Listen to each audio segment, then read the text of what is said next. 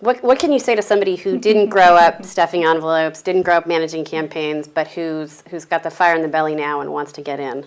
Well, the first recommendation I would make is join a campaign. Join somebody's campaign that you feel passionate about.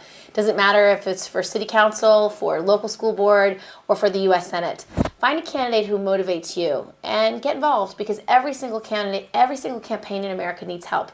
They need help making phone calls. They need help organizing fundraisers. They need help on policy. They need help on advocacy, doing online chats, doing blogging, doing tweeting. Anything that can amplify that message of the candidate is so important. And one of the, I got involved in President Clinton's campaign in '96, and then I got involved in Hillary Clinton's first Senate campaign and a bunch of others. But the people that you meet on a campaign are lifelong friends. They're people who care about the same values and priorities, and you get more and more understanding of what it takes to win. And when you can create a winning campaign, you basically create the possibility for real advocacy, for someone who's going to be your champion on an issue that you care a lot about.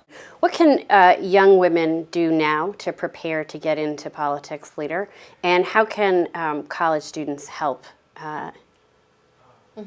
Well, college students can help by working on campaigns. I can tell you, in my first congressional race for 2006, we had college students from all over the state literally come to this upstate New York district to go door to door. By the end of that campaign, we were knocking on 10,000 doors every day, and we were doing 20,000 phone calls every weekend. No joke. And that was largely driven by college Dems. I can tell you, you guys make a huge difference, because you're the manpower that needs to really be on the ground to convince voters that the election's important to you. When you go to someone's door and says, I feel so passionate about this candidate because she believes in A, B, and C, you've just won over a voter. And that voter may not have seen my commercial or may not have seen the mailing that I sent, but they talk to you and they remember it. So that's one thing that college kids can do.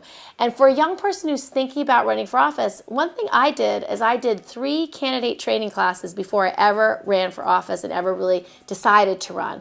I did the Women's Campaign School at Yale. I did the Women's Campaign Fund. Emily's List has trainings, and I did Eleanor Roosevelt Legacy training. So I did so much training. I knew every aspect of a campaign. And the last thing I'd recommend you doing is work on somebody's campaign.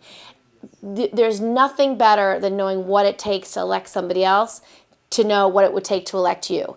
And 10 years before I ran, I spent working on other people's campaigns, and I raised hundreds of thousands of dollars for other campaigns. And as a consequence, I had a network and a list of donors that had helped all these other campaigns that I cared about, who that I could call and ask, will you help me? And it made a huge difference.